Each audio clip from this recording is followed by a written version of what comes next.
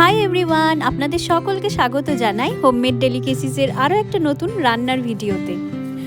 আমি অমৃতা, আশা করি আপনারা সবাই খুব ভালো আছেন। আজকে আমি বানাবো দুটো খুব সিম্পল রেসিপিস। একটা হচ্ছে চিকপিস পোলাও আর তার সাথে একটা খুব স্পেশাল কারি বানাবো। তো চলুন প্রথমে চিকপিস পোলাওটাই বানিয়ে নিই। তো পোলাওটা বানানোর জন্য আমি প্রথমেই একটা বড় সাইজের পেঁয়াজ স্লাইস করে কেটে নেব, আর 1 কাপ চাল মেপে নিয়ে ধুয়ে রেখে দেব। এখানে আমি পার বয়েলড বাসমতি রাইস ইউজ করছি। চলুন এবার পোলাওটা বানাতে বাকি যা যা ইনগ্রেডিয়েন্টস লাগবে দেখে নিই। পোলাওয়ের মেন ইনগ্রেডিয়েন্টস হচ্ছে কাবলি ছোলা। আমি এই যে কাবলি ছোলা ক্যান্ড ইউজ করছি, আপনারা নর্মাল কাবলি ছোলা ইউজ করতে পারেন, সেক্ষেত্রে ওভারনাইট ভিজিয়ে রেখে পরের দিন সিদ্ধ করে নিতে হবে। নেক্সট আমি একটা পেঁয়াজ আগেই কেটে স্লাইস করে নিয়েছিলাম, আর এই যে 1 কাপ চাল মেপে ধুয়ে রেখে দেওয়া আছে। সাথে নিয়েছি কাজু আর কিশমিশ, আর এই যে আমি কারি পাউডার ইউজ করব। আমার হোমমেড বিরিয়ানি পাউডারটা শেষ হয়ে গেছে, তাই আমি এটা ইউজ করছি। সাথে গোটা গরম মশলা আর একটু তেজপাতা। পোলাওটা আমি প্রেসার কুকারে বানাবো। আমার মেয়ে আসলে বেশিক্ষণ টাইম দেয় না আমাকে রান্না বান্না করবার জন্য, তো যাতে তাড়াতাড়ি রান্নাটা শেষ করা যায় তাই জন্য আমি এটা প্রেসার কুকারেই বানাবো। তো রান্নাটা শুরু করতে ওভেন অন করে প্রেসার কুকারটা একটু গরম হলে প্রথমেই আমি এতে 1 টেবিল স্পুন অয়েল দিচ্ছি। আমি এখানে সানফ্লাওয়ার অয়েল ইউজ করেছি। তেল গরম হয়ে গেছে, এবার এর মধ্যে গোটা গরম মশলা এক এক করে অ্যাড করে দেব।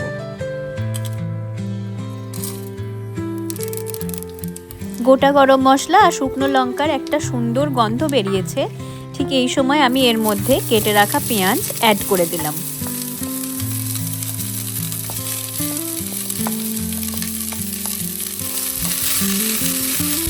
পেঁয়াজটাকে এবার একটু বেশ নেড়েচেড়ে ভালো করেই ভেজে নিতে হবে। তারপরে একটু এর মধ্যে নুন দিয়ে আমি এটাকে বেশ ভালো করে ভেজে নেব। পেঁয়াজ মোটামুটি ভাজা ভাজা হয়েই গেছে, এবার এর মধ্যে চিকপিসটা অ্যাড করতে হবে।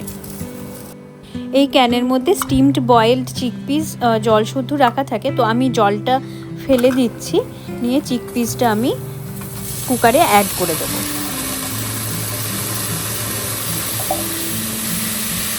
এবার সব কিছু একবার ভালো করে মিশিয়ে নিলাম। চিকপিসের সাথে অল্প করে একটু জলও অ্যাড হয়ে গেছে, তো এটা কিন্তু একবারে ড্রাই হয়ে যায়নি, আপনারা দেখতেই পাচ্ছেন। এবার আমি এর মধ্যে অল্প করে কারি পাউডার অ্যাড করছি। আপনাদের বাড়িতে যদি বিরিয়ানি মশলা থাকে তাহলে অবশ্যই বিরিয়ানি মশলা ব্যবহার করবেন, কিন্তু পরিমাণে একদম কম দিতে হবে। এবার সব কিছু আরেকবার ভালো করে মিশিয়ে নিলাম। এবার এর মধ্যে কাজু আর কিশমিশ অ্যাড করে দিলাম। অল্প একটু নেড়ে নিয়ে এবার ধুয়ে রাখা চাল আমি এর মধ্যে দিয়ে দেব।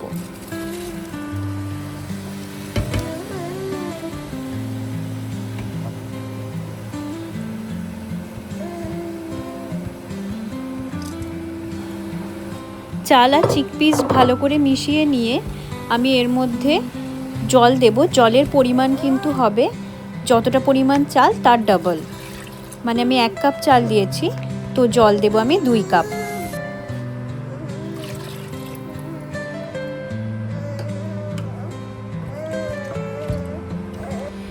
এবার এর মধ্যে পরিমাণ মতো নুন অ্যাড করে আমি প্রেসার কুকারের ঢাকা আটকে এটাকে রান্না হতে দেব একটা হুইসেল হওয়া অবধি।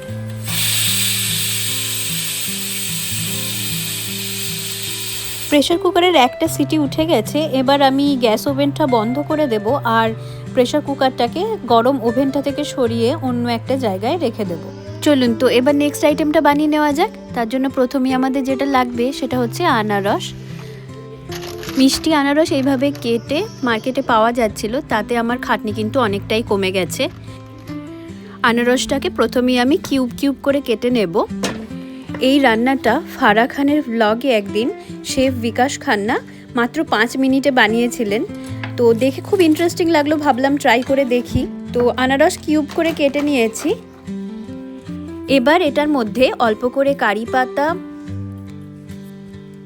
অল্প একটু নুন, একদম অল্প লঙ্কার গুঁড়ো আর অল্প একটু হলুদ দিয়ে এটাকে মেখে কিছুক্ষণ রেখে দেব। নেক্সট স্টেপে এবার আমি কারিটা বানাবো। তার জন্য যা যা লাগবে এই হচ্ছে তেল, আর লাগবে গোটা কালো সর্ষে, একটু কারি পাতা, আর এই যে একটু জিরে লাগবে, একটু হলুদ লাগবে, ছোট করে ধনেপাতা কেটে নিয়েছি সেটাও লাগবে, আর আছে কোকোনাট মিল্ক। একটু চালের গুঁড়োও লাগবে, তো আমি জিরা সাম্বার রাইস গুঁড়ো করে নিয়েছি এখানে। আর নুন তো লাগবেই। আর এই যে অল্প আদা, 2 কোয়া রসুন আর 3টে কাঁচা লঙ্কা আমি ছোট ছোট করে কুচি করে নিয়েছি। এবার ওভেনটা অন করে কড়াটা গরম হতে দিলাম, আর কড়া একটু গরম হয়ে যাওয়ার পরেই তার মধ্যে দিলাম 1 টেবিল স্পুন অয়েল, আর আমি এখানে সেম সানফ্লাওয়ার অয়েলই ইউজ করছি।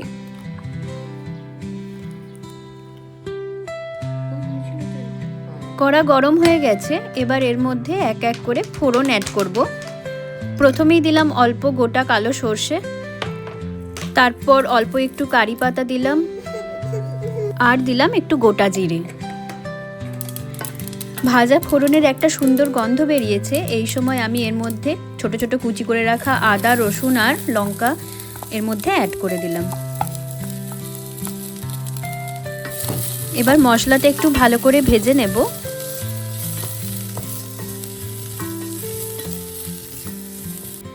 কাঁচা আদা রসুনের গন্ধটা চলে গেলে এবার এর মধ্যে অ্যাড করে দেব কোকোনাট মিল্ক। এর মধ্যে 400 ml আছে, আমি পুরোটাই এতে অ্যাড করে দিলাম।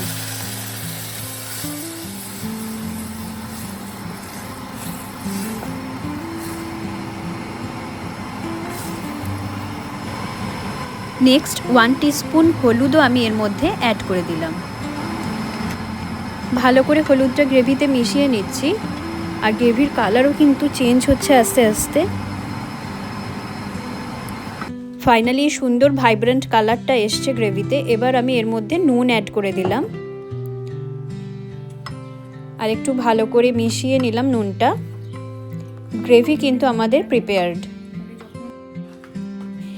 এবার আরেকটা প্যান ওভেনে বসিয়ে তার মধ্যে অল্প একটু তেল অ্যাড করলাম। তেল গরম হলে এবার সেই ম্যারিনেট করে রাখা আনারস কিউবগুলো কড়াতে অ্যাড করে দিলাম। ছোট কুচি করে রাখা ধনেপাতাও এবার এর মধ্যে দিয়ে দিলাম।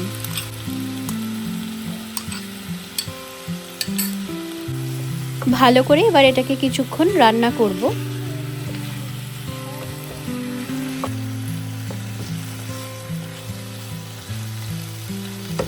আনারস মোটামুটি রান্না হয়েই গেছে। এবার এর মধ্যে আমি আগে থেকে বানিয়ে রাখা গ্রেভিটা অ্যাড করে দেব।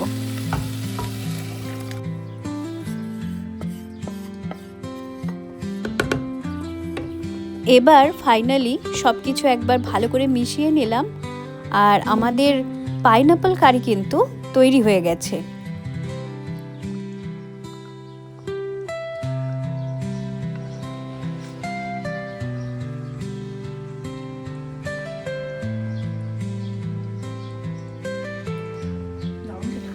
চলুন এবার প্রেসার কুকারটা খুলে পোলাওটা একবার চেক করে নিই ঠিকঠাক হয়েছে কিনা।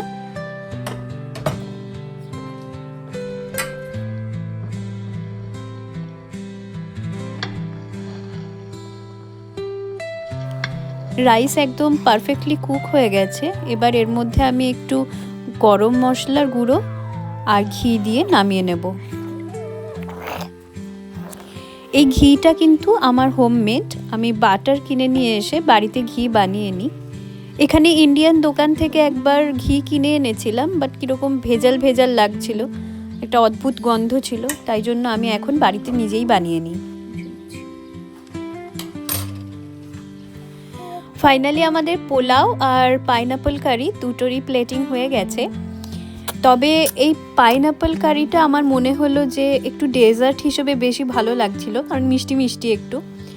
আর পোলাওটা পরের দিন একটু বেঁচে গেছিলো, ওটা আমি চিকেন দিয়ে খেয়েছিলাম। সৈকত একটু চিকেন কষা বানিয়েছিল পরের দিন, অসাধারণ লাগছিল ওটার সাথে খেতে, দারুণ একদম। আপনারা ট্রাই করে দেখতে পারেন, জানাবেন কিন্তু আমাকে কেমন লাগলো রেসিপিগুলো। ভিডিও ভালো লেগে থাকলে একটা লাইক করে দেবেন আর চ্যানেলটিকে অবশ্যই সাবস্ক্রাইব করে নেবেন। আপনাদের সাথে আবার দেখা হচ্ছে পরের ভিডিওতে। সবাই ভালো থাকবেন, সুস্থ থাকবেন, and thank you for watching. Bye by.